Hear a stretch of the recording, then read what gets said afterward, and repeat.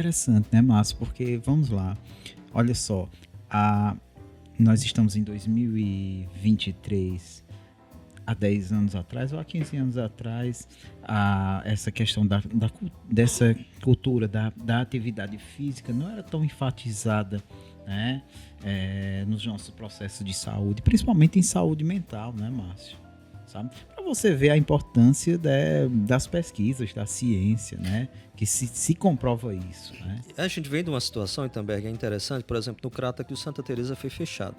A gente veio de um modelo hospitalocêntrico, em que quando alguém tinha algum problema de saúde mental, já se julgava como louco, como doido, e aí se trancafiava dentro de um quarto, se tomava medicação, sossega-leão, justamente para a pessoa estar naquela situação. Como nós saímos dessa situação, de um modelo de atenção mais básica, e aí os CAPs, os Centros de Atenção Psicossocial, lá onde eu trabalho em Missão Velha, eles vieram justamente para mudar isso, para ajudar a gente a ver a saúde mental de uma maneira diferente e a não tratar as pessoas como loucas ou como doidas. Então, por exemplo, a questão da própria atividade física, ela é uma coisa que, por exemplo, na década de 80 nos Estados Unidos já se percebia muito isso, a importância do movimento. Você falou da questão do movimento e Sim, isso é importante. sim. No Brasil, as coisas vão surgindo um pouquinho a partir disso daí também, tá? Então, isso é muito importante. Existe a resistência das pessoas, às vezes, por causa daquilo que você falou, da história do conforto. Sim, Então, sim. às vezes, a sombra e a água fresca é melhor. Ou Bem então, eu não melhor, quero né? estar ali saindo e fazendo... E olha como é interessante. Você sai para fazer uma caminhada de manhã, você tá levando sol, tu tá ali absorvendo vitamina D. São tantos benefícios que estão acontecendo. Se você não pode, por exemplo, praticar uma atividade física que de repente venha a causar problemas na articulação, por exemplo, senhores ou senhoras idosos, você pode fazer hidroginástica. O que é mais interessante, quando você vai para uma atividade física dessa, você vai estar encontrando com outras pessoas. E aí, de repente, até um transtorno de ansiedade social pode ser trabalhado e transformado. Por quê? Porque tu vai estar entrando em contato com outras Com pessoas pessoas, que né? você vai ver que não estão te julgando, que Sim. você aí, de repente, você vai transformando aquela situação de que você achava de que você era inferior aos outros. Então, Inferior, desinteressante, insuficiente, e vai sendo acolhido pelo grupo, isso, que é melhora a você, né? autoestima. Sem Então, dúvida. o esporte ele é muito bom. O profissional da educação física para a saúde mental ele é importantíssimo. Eu falei do psiquiatra, mas o profissional da educação física também ele é muito importante. Sem dúvidas, né, Márcio? E você percebe que esse movimento é de 20 anos até agora, né? Porque assim, vamos lá. E essa é a importância, né, de governos também progressistas que acatem, que Políticas acolham públicas, elas são políticas importantíssimas. públicas, né, que se trabalhe, que acolham essas novas ideias, né? Novas ideias, né, baseadas em ciência, certo? Então a gente sempre precisa, né, estar atento a isso, né? A governos que respeitem pautas científicas. Exato. E aí tem a questão do sedentarismo também, que se você me permite, porque vai lá, o sujeito que ele está no sedentarismo, ele está em casa. E ele faz uma coisa, de repente ele faz outra, e aí de repente ele não tem mais nada o que fazer. E aí tem uma coisa que eu escuto muito, né, com as pessoas que eu atendo, que são pessoas das mais simples às pessoas que têm ali o seu terno, sua gravata, que ganham bem e aquelas que não ganham bem. Elas costumam dizer para mim o seguinte: doutor, eu fico colocando coisas ruins na minha cabeça. Então tu imagina, o sujeito sedentário, ele não está se movendo, ele não está absorvendo dopamina, serotonina, ele não está tendo contato social. A tendência é que ou ele vai entrar num estado depressivo, ou ele vai começar a colocar pensamentos ruins, minhocas na cabeça, assim, numa metáfora, e aí sim, ele pode estar ali desenvolvendo um transtorno de ansiedade. Me parece que a ansiedade, né, desadaptativa, a ansiedade totalmente desregulada, é um prelúdio para um processo depressivo, né, Márcio? Pode vir a prejudicar, e a depressão e a ansiedade, elas geralmente costumam andar de mãos juntas. Geralmente um diagnóstico de transtorno de ansiedade, e a gente vê, por exemplo, o título de transdiagnóstico, é algo que a psicologia tem trabalhado ultimamente, porque às vezes você não está só com um transtorno de ansiedade, você também está com um transtorno depressivo. Então, tu tem ali, de repente, os dois transtornos. Então, por isso que é importante a questão do diagnóstico, o trabalho do profissional, da psicologia, do psiquiatra. Então, isso é muito importante que haja essa questão desse diagnóstico. Olha lá, existem pessoas que elas estão com transtorno de ansiedade e elas precisam fazer uma cirurgia. Tá? E aí, geralmente, os médicos nos encaminham para a gente poder trabalhar justamente aquela ansiedade com elas. Por quê?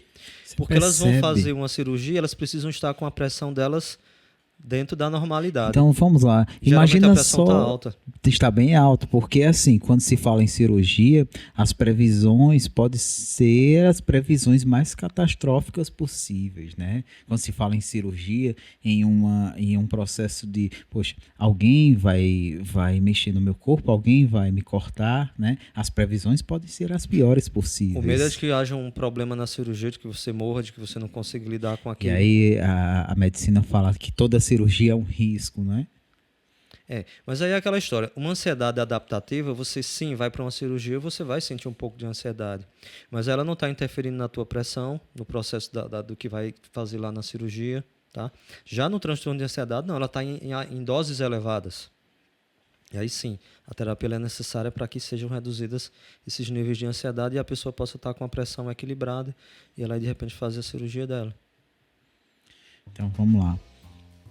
Me parece que pensamento gera uma emoção. Sim, E uma emoção vai me gerar um comportamento. Comportamento é aquilo que eu vou expressar, né, com o meu corpo, né?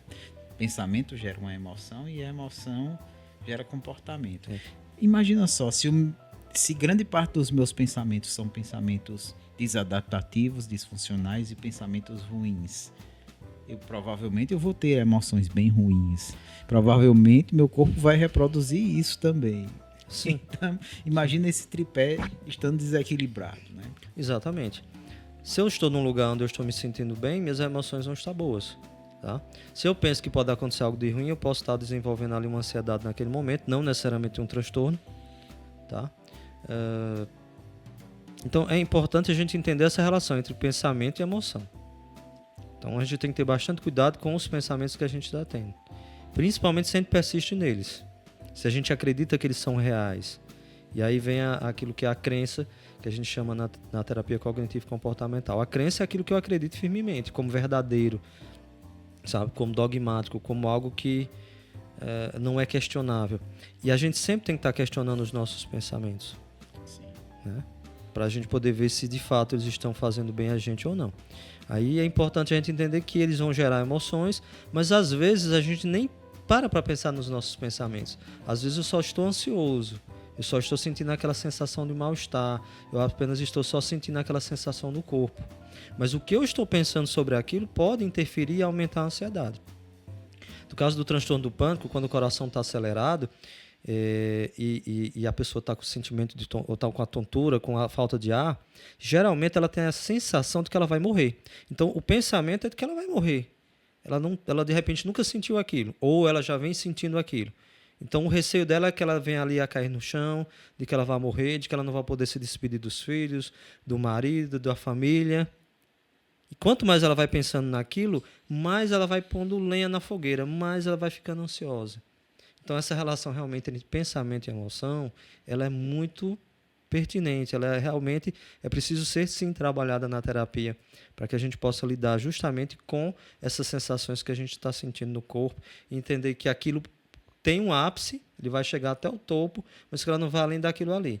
Que a gente pode tentar relaxar, que a gente pode tentar se acalmar, porque a gente sabe que aquele transtorno acontece naquele momento, mas a gente já passou por uma crise como aquela e a gente não veio a morrer, não veio a ter um ataque do coração, Sim. entende? Então, a regulação emocional ela vai sendo trabalhada na terapia dessa forma, para que você entenda que aquilo é desagradável, que aquilo não é confortável, mas que aquilo passa. Sim. O que eu costumo sempre falar para alguns pacientes é que no momento que eu não conheço no momento que eu não conheço o que é aquilo, no momento que eu não conheço o que é ansiedade, né, eu vejo ela como determinados monstros. Por exemplo, vamos lá, quando você é criança e se apaga a luz, você imagina determinados monstros ali, né? Mas quando você sabe que se apaga a luz para dormir e que não há nada ali que possa te ameaçar, aquilo ali fica pequeno, né? Então é como o desenho do Scooby-Doo, que tá lá o fantasma, no final você tira a capa e é uma pessoa comum. Por isso que é necessário que a gente faça um trabalho de comprovação sabe? E comprovação, que a gente possa né? justamente fazer Questionar.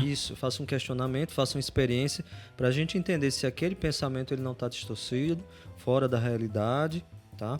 Então, por isso que a criança, em determinado momento, ela perde aquele medo, por quê?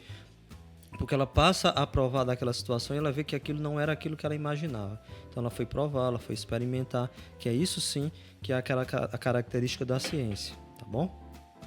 De antemão, Márcio, eu gostaria de te agradecer, né? A tua contribuição científica aqui foi imensa para o nosso podcast, o Conversa Vai, Conversa Vem. E é em Conversa Vai e é em Conversa Vem que a gente vai aprendendo, que a gente também, né, vai transformando comportamentos, vai transformando cognições, certo? Márcio, eu gostaria que você apresentasse, né, o livro Protocolos da Terapia Cognitivo-Comportamental em Pacientes Transdiagnósticos, né, do qual você é um co-organizador.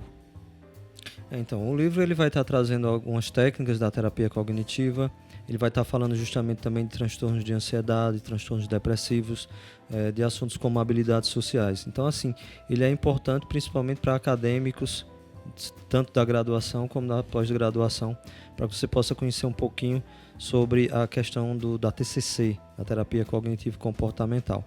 E eu agradeço a oportunidade de participar, e é importante essa coisa de conversar sobre, né?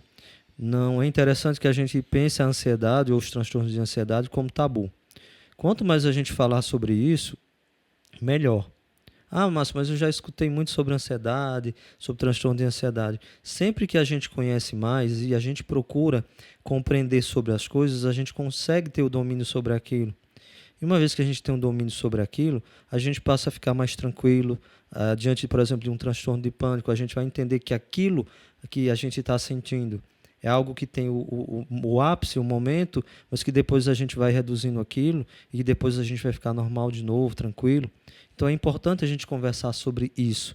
Conversar sobre saúde mental é necessário, né? Chegou o tempo em que a gente acha que é tabu falar sobre determinadas coisas. Falar sobre saúde mental é extremamente importante. Eu te agradeço por esse espaço e que venham outras pessoas falar sobre saúde mental para acrescentar na vida das pessoas, tá bom? Sim, sim. E eu costumo falar, saúde mental é tudo, né? Quem comanda, né? Quem comanda a nossa fisiologia, né? O nosso cérebro, né? Então, Márcio, mais uma vez, fico muito grato, né? Agradeço a todos que estiveram também envolvidos nesse projeto, né? Agradeço ao Giovanni Brasil, certo? Que acatou essa ideia, que esteve junto com essa ideia. Agradeço a Lídia Moraes e agradeço a você. Obrigado.